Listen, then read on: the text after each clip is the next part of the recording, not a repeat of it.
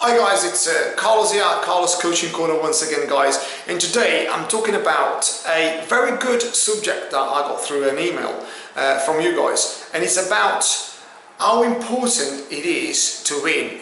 Okay, great stuff guys. What I can say to you guys, every single team in the world sets up to win. There's no two ways about it, and everyone wants to win. Every time I coach my team, it's to win football matches. There's no two ways about it. No one goes out there, spend time, energy, effort, all sorts of things that you guys put in, and basically to lose a football match. No one does that. No one. Okay. Now, but there's a few elements sometimes that we really forget about is how to win. Okay. Now, where the mistake lies, and I'm sure this is probably a little orthodox for some guys to listen.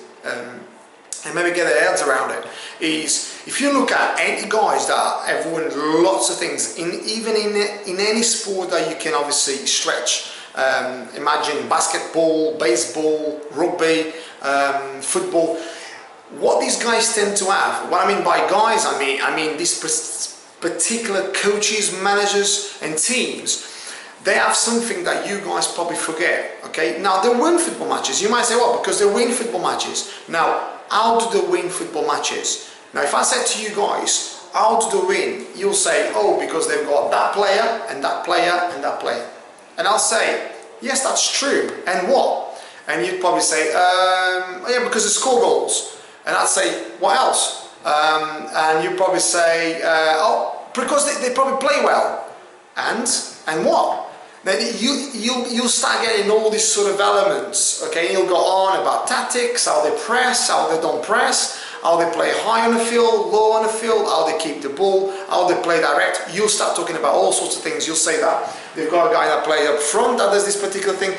And you know what? I tell you where it all gets a bit confusing, and sometimes this is where the debate is between the top guys, the guys in the middle, and the guys at the bottom and the guys below the bottom. Okay, now I'll tell you what it is, and this is something that I love to talk about. As you can see, I'm quite passionate about this particular field, and one thing I see, people lack strategy.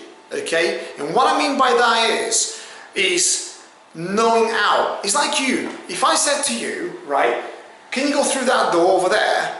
Okay, you guys can't see the door, but there's a key to it. Now, if I push the door and I go through the door, I'd probably be lucky because the door was unlocked and I got through the door. That doesn't mean I'm going to go through the door 100 times if the door's locked. So if I hit the barrier, what do? Do I carry hitting the barrier? Carry on hitting it? I'll break the door eventually. There's no door then. You see? So what I'm trying to say to you guys, and the metaphor for that is, some people win matches and they win it, and all of a sudden they lose. And they keep hitting the same way. And they don't change. They don't think there's nothing else. So, you know what I mean? When I lose football matches, I don't just lose or say I lost, because I analyze where did we fail on that strategy. Because it's almost like you need to have a strategy. Now, if you start working, if you talk to people and people say, oh, I just want to win football matches. It's like me saying, oh, I just want to cook. But how are you going to cook? So if you say I want to cook, that's the byproduct of the hard work. Now, if you want to win football matches, you need to have some sort of strategy. You need to have some sort of ingredients, and I can go on and on about listing all of them, but I'm not going on this particular video. I'm just talking about this, which is a strategy.